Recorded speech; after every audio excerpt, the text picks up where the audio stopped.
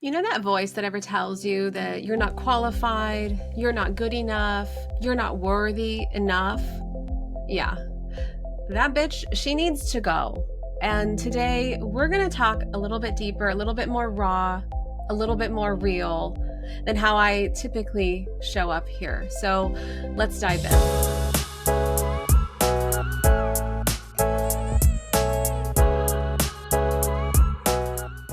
Hi, my name is Jessica Rice.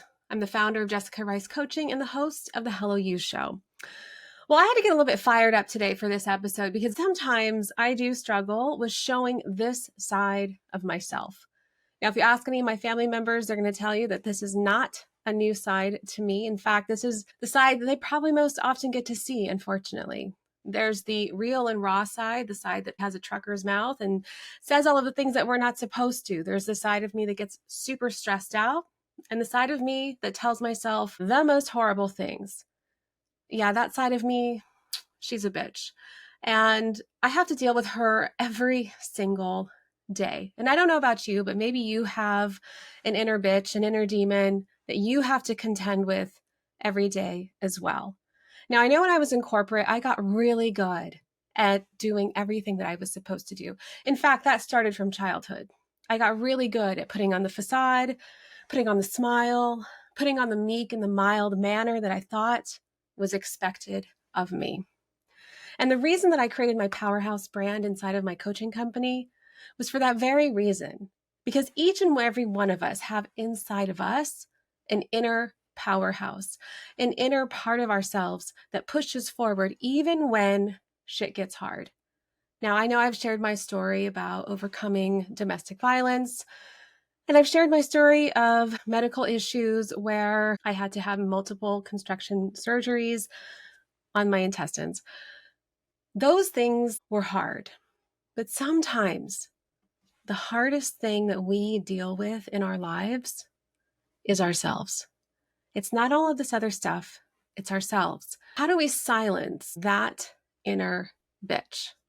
Because she's there every single day, waking up with us, sometimes telling us the very thing that's going to keep us back, holds us back, and the things that we truly want in our lives. Just last weekend, I was at a family event for my husband's side of the family, and it was a wonderful event. We got to see all of our nieces and nephew and cousins and my stepdaughter.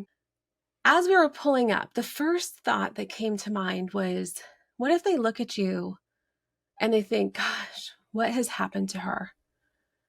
What has happened to her? She's overweight. She's really let herself go.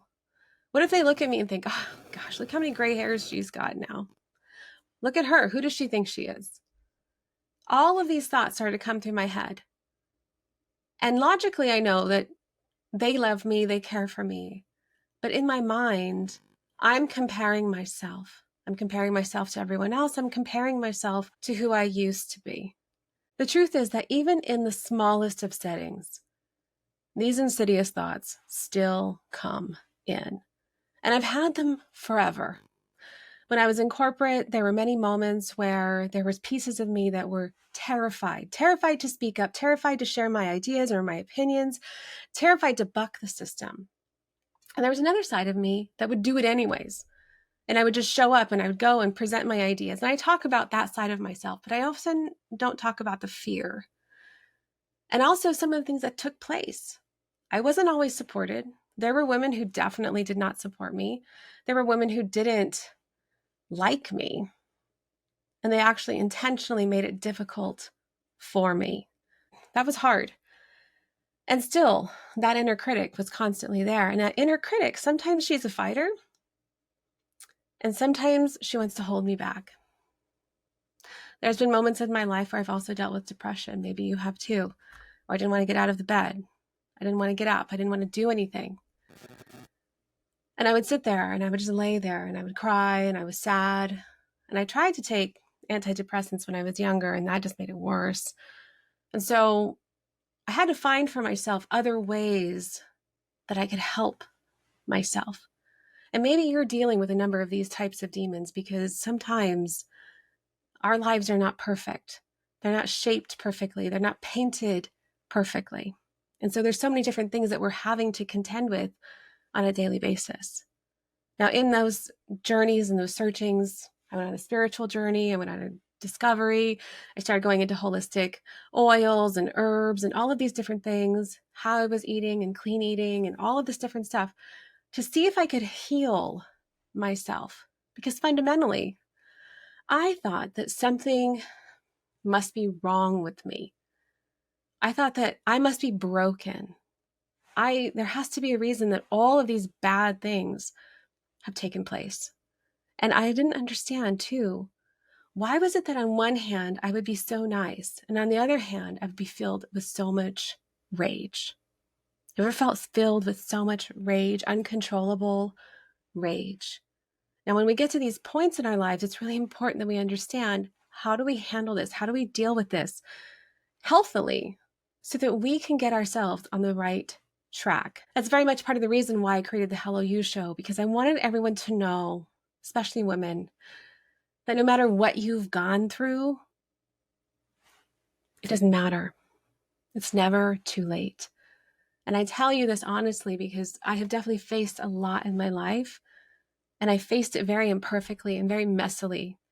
And there's definitely a side of myself that I never wanted anyone else to see, that my family has seen. And it's not the pretty side, it's the very ugly side. It's the part of myself that I would want to hide. But we're here to talk about it today. And I want you to ask yourself, how do you let that ugly side start to take hold of you? How do you let that ugly side start to take over? And when that happens, what do you do about it? Do you listen? Do you give in? What do you do? The truth is, we all have an inner critic. We all have that inner talk, that inner anxiety, that inner fear, that inner voice that tears us down worse than we would tear our enemy down. I know that for the longest time, I didn't know how to calm or quiet that voice. And I would wake up every single day and I would look at myself and I would not see anything that I liked. Nothing. Not one thing. Everything was wrong. I used to think that I wanted a different nose. I wanted to go get a nose job when I was younger. I wanted different colored hair. I wanted different colored skin. I wanted a different body shape, body type, everything to be different because I hated myself, because I didn't know how to love myself. And one of the things that we sometimes don't teach ourselves or teach our kids is how to love ourselves in a very healthy way. And because we don't know how to do that, we are stuck, forced, facing in this inner moment of critic and then wanting to go after our dreams. And there's this conflict that takes place because we don't really know how to contend with that. How are we worthy enough to go after our dreams when we hate ourselves so much? You might be successful. You might be considering of making a transition or a leap. You might be growing a business. But many times I know that we face those moments of silence where those little insidious thoughts go through our mind and we ask ourselves, who are we kidding? Look at you. You're washed up. You're old. You haven't made it yet. None of this is going to work out. You're a failure or worse. So what do we do in those moments? What do we do to tell ourselves, to get ourselves out of that funk? Because I know for me, all of a sudden, I had to start thinking differently. I had to start thinking about, what did I really want from my life? Because I didn't want to go back to some of the things that I had experienced. I didn't want to go back to that cycle of life. So when I wanted to push forward onto my dreams, I had to think about, what else could I do? What could I do to make a difference for myself and still live with myself? Living with ourselves is sometimes the hardest thing. So there's a couple of pointers I want to bring up for you that maybe you can think about when you're facing the inner demon, that inner bitch, the one that tells you all the time that you're going to just fall right on your face and you're going to make a fool out of yourself. And everyone's going to point and they're going to laugh at you. And you're going to have to go home and you have to have your head hang low because you're not succeeding in life. So first of all, one of the things that I like to recommend to my clients when we're talking about what do we want to create and developing our brand, our personal brand, our signature brand, and really wanting to go after our dreams is we always start at the beginning. We start with ownership. owning and writing down and listing out the things that you love, the things that you're good at, things that you have skills around, and where your expertise lies and where there's crossover in these things. But I want to take it one step further with you today because we're going real, we're going raw. I want you to write down what you've survived, because it's the things in our lives that we survive that make us stronger, that make us more resilient. And yes, sometimes those are the very things that that inner mind uses against us, which is exactly why I want you to write down everything that you have gone through and survived through that has made you stronger.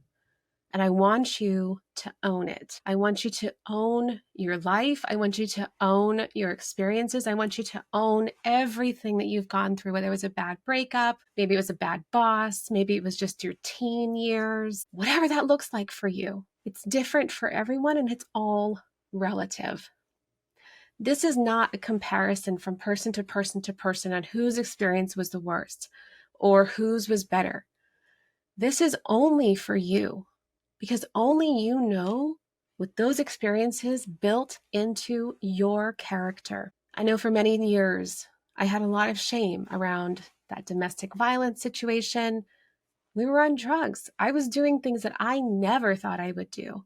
And I felt an incredible amount of shame around it. And when I went back to church, they all found out. And then the further the shame went, which is why I had to leave for a little while. Have you ever gone through something like that in your life where you look to the people who are supposed to hold you up and they don't? The people who are supposed to be there as your mentor, your guide, your confidant, and they break your trust. Those things cut deep, but they don't have to stay that way. And I want you to think about all of the scars that you've ever had in your life that maybe you had cut once or twice or many, many times. All of those scars, just like the song, make you beautiful, because that's what makes you unique. And we have to allow for our scars to heal. We have to allow for those moments to just become a part of us, a part of our story, but they're not our defining moments. They're just a part of it. If you follow the show a little bit, then you know I've mentioned my mom before, and I have to get her onto the show sometime. But my mom lost her parents when she was 10 years old in a car accident, and they were hit head on and the car burst into flames. Both her parents were killed, and she, as 10 years old, was left with third-degree burns on one arm, one hand. The other one wasn't salvageable. And so she had to grow up being a bit different. She had to grow up not knowing how to do certain things, but at the same time, her resilience also taught her how to play the cello. She became second chair, how to paint. She was an amazing artist. She knows how to do silk painting. She went to Japan and she studied over there, and she learned textile dyeing and all kinds of amazing things that she did throughout her life. Even with Tony Robbins, that's how I knew Tony Robbins. And there was a whole period of our lives where we were very much going to Tony Robbins events, and I walked on fire when I was around 8 years old. But my mom still sometimes struggles to see her beauty. Now, she is a beautiful woman, and most people agree. But even it doesn't matter how many people can tell her, she has to see it for herself. And when we don't see it, it doesn't mean all the time, right? There's days where we feel beautiful, and then there's days when we don't. And so on the days that we don't, we have to do things extra to help ourselves see our inner beauty, to see our inner worth, to nurture the scars that we carry. And sometimes we have to create commitments to ourselves and maybe with even others to honor ourselves. So one of the things I had to do with my mom, which was a couple years ago, I told her we are not allowed to talk about our weight anymore. And every once in a while, she'll creep back into these habits, because women, right? We have these habits and we think that we're commiserating when all we're doing is tearing ourselves down, tearing ourselves apart. And we feel like this is a valid conversation, because why would we build each other up? That's egotistical. We're taught this at a young age. Why would we tell ourselves good things when we would just each compare our worst parts of ourselves to each other and then walk away feeling even greater, right? Even crappier. So I told her, we're not allowed to talk about this any longer. And the reason was, most of my life when I was young, I was in ballet from the age of 6 and through college. I struggled with anorexia and bulimia. And I didn't want to talk about my weight. Every day I wake up, I still have those voices in my head. Every day that I wake up or I see a photo of myself or I see a picture of myself, there's still the voice. But I don't need to make it louder. Now, I can talk about my health. I can talk about things I'm trying to do to be healthier, but I'm not going to sit here and talk about all of the negative things that I'm doing that are wrong and how that just degrades my own self-worth. And I know at first it was hard for her, and I catch her still sometimes. And I'm like, nope, we're not talking about that because I'm not going to do that for myself. And I don't want to see her do that for herself. Do you have any friends? Do you have a family member, a friend that you can have a commitment with that you're not going to do that kind of talk anymore? You're not going to have this kind of self-talk. You're not going to have these kinds of conversations over wine where you just start bitching and complaining about all of the things that are going wrong in your life. And instead, you're going to start talking about all of the things that you're doing, that you're pushing toward, whether they're going right or not, and what the progress is that you're making, because progress is what matters. We as women have a tendency to stew in our own shit for whatever reason. We have anxiety, we have worry, we have fear. All of these stem from a lack of sense of control. And whatever it is that we're not having control of in our lives, we will start to stew and have anxiety. And sometimes it's not even the same things. We might have a lack of control in another aspect or area of our lives that hyper focuses us onto something else that we can remotely control. And so then we'll start to stew and fixate on this because there's another aspect of our lives that we have zero control about. And we have to be very mindful and very cognizant of what it is that we're doing and what it is that we're saying. Because what we say, we believe. And what we believe, we become. Maybe you've heard that phrase. You can be going through hell right now, but you don't have to take up residence. Well, many of us have already passed through hell, but we keep going back and we keep revisiting it. And we want to keep hanging out in there and keep talking about it and stewing about it and owning that hell rather than moving on and living our lives healed, whole, and blessed. There is no such thing as perfection, but there is such a thing as not being broken. And going back to the beginning when I told myself, I thought something was wrong with me. Why couldn't I control my emotions? Why couldn't I control my feelings? Why did I have so much anger, so much hate, so much frustration all the time that I didn't know how to deal with it? And there would be moments where I was quiet and I was nice and I did all the things I was supposed to. And then something would happen. I got stepped on one too many times. Maybe somebody was rude to me one too many times. And then I would break. And I felt that way very strongly. And I had to find methods for myself. And I want to remind you, you're not broken. And I want you to say it out loud to yourself in the morning. And I want you to say it out loud to yourself in the car or in the shower or wherever you are. I'm not broken. And I want you to say it until you believe it. And I want you to say it and mean it. This is one of the reasons that I started to study neuroscience. I went into coaching because I wanted to help other people. And I felt like a fraud sometimes because I still struggled with helping myself. And when you're studying holistic health and wellness as a coach, sometimes you feel like you're supposed to be perfect. And I wasn't. But I definitely understood where my clients were coming from, and I could feel the pain that they had been going through. And so when I started to study neuroscience, it finally clicked for me that not only was I not broken, I could be healed, I could be whole. And it wasn't in a way of hope, and it wasn't in a way of praying for something magical to happen. It was simply by retraining my brain. It was simply by recognizing what to turn off and what to turn on. It was simply by recognizing the habits and the patterns that I had in place for myself so that when they started to take place, I could recognize it and notice it. Is it still perfect? No. Are there still days where that other bitch starts to come out? Yeah, because I'm human, and so are you. Is it better than it used to be? Yes. Do I wake up and sometimes recognize all of the chain events that took place that led me to this place? Yes. And do I start to think about some of the things that I maybe did that contributed to it? Are you contributing to those thoughts? Are you allowing those thoughts to run inside of your mind and take control, to take hold? Are you giving them more weight and credence than they deserve? Be mindful of what you say, and be mindful of who you say it to, and then be mindful of what you tell yourself. If you haven't heard the poem by Rachel Dupas, How to Slay a Dragon, you have to listen to it. She delivers it in such a way where it's so impactful and it hits you right in your gut. And I found it incredibly therapeutic and felt very seen listening to it. I'll go ahead and put a link to it in the description so that you can check it out. Sometimes that inner voice, that inner critic, it needs to be shut down.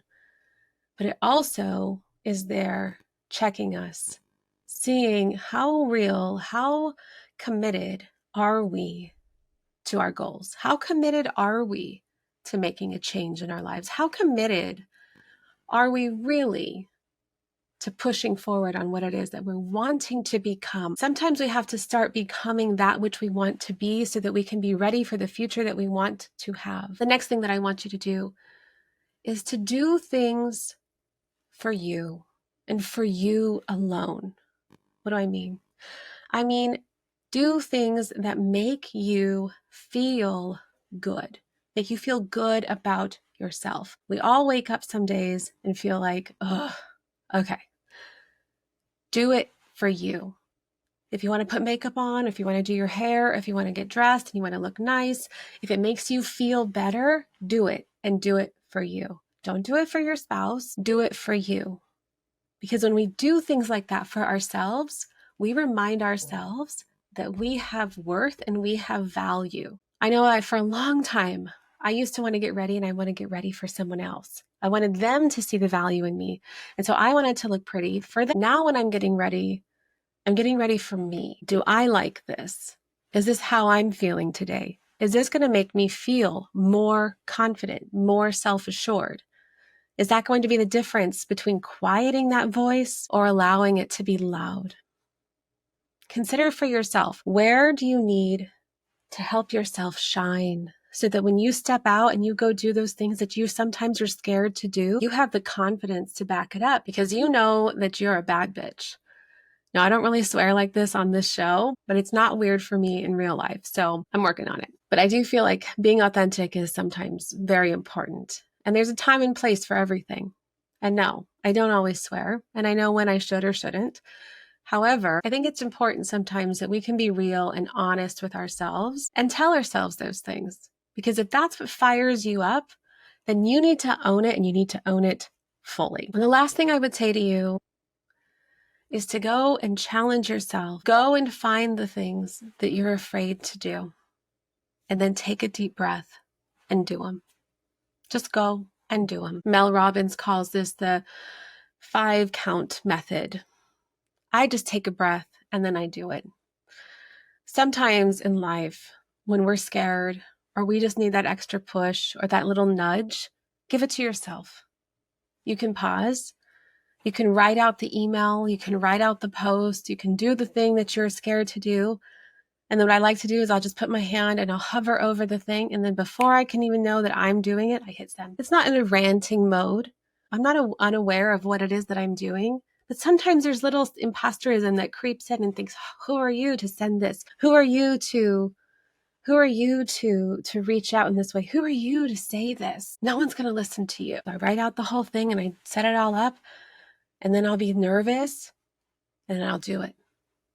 I'm sure this episode will be no different. Take a deep breath, breathe in to your fear. Breathe into your anxiety or your worry or your nervousness. Breathe it and then let it go. And then do the thing. So many times in our lives, we have moments of hesitation. It's not years, it's moments. And all of those moments start to add up into years. So take your moment. Take your moment and just own it. Just go forth and do it. Whether it's going and speaking to your boss, whether it's going and meeting someone new or networking or saying hello or introducing yourself in a different way or creating a post, whatever that is for you, make a decision and own it because you are worthy. You have all of the qualifications that you need. You are here. You have lived it. You have things that nobody else knows about you that you are capable of because you don't share it. There's no reason that you couldn't. And the only thing that holds us back is ourselves. I want to challenge you to commit to yourself today. I want you to be all in on you. And when that voice comes in, that bitch comes in and starts telling you something negative about yourself, I want you to remind yourself of who you are. I want you to remind yourself of everything you've gone through. I want you to remind yourself to the commitments that you have made. And because you are a person of integrity, you're going to honor them. And you're no longer going to participate in that behavior that tears you down, tears others down, and brings you down. You're going to do things differently. You're going to ride higher. You're going to do all of the things that make you proud of you. And on the days that you stumble, well, you're going to get up and you're going to make yourself nice and you're going to do all of the things to remind yourself that you're still worthy and that you're not broken. And that we all have days, but it's how we do tomorrow. It's how we finish out our lives that truly counts. And if we're making that commitment to ourselves every day, over time, we're going to see a huge shift in the way our lives play out. And I want you to do this for yourself because it's your life. These are your dreams. The things that you want to accomplish in your life, they matter to you, and that's all they need to matter to. And if you want to make an impact in other people's lives, do it. But it has to start with you. It has to start from within you. So remember, be committed to yourself. Be real. Look at yourself and honestly say, maybe I did fuck up today. It's all right. There's always tomorrow. Remember, you're strong, you're bold, you're courageous, and you're beautiful. And I want you to go forth and commit to yourself that that is what you are going to be. Thanks so much for joining me today. Stay tuned till next week when we have another amazing episode. We have a few more guests coming on that I'm really excited about sharing with you. Their stories are incredible. And remember to be brave and to be bold in your purpose and in your life. Thank you for tuning into the Hello You Show. It's been a pleasure to have you with us on this journey today. If you found value in our conversation and want to support the show, please take a moment to like, follow, and subscribe so you never miss an episode. We'd also deeply appreciate it if you could leave us a review. Your feedback not only helps us grow, but also enables others seeking inspiration and authenticity to discover our community. Until next time, keep embracing your story with purpose.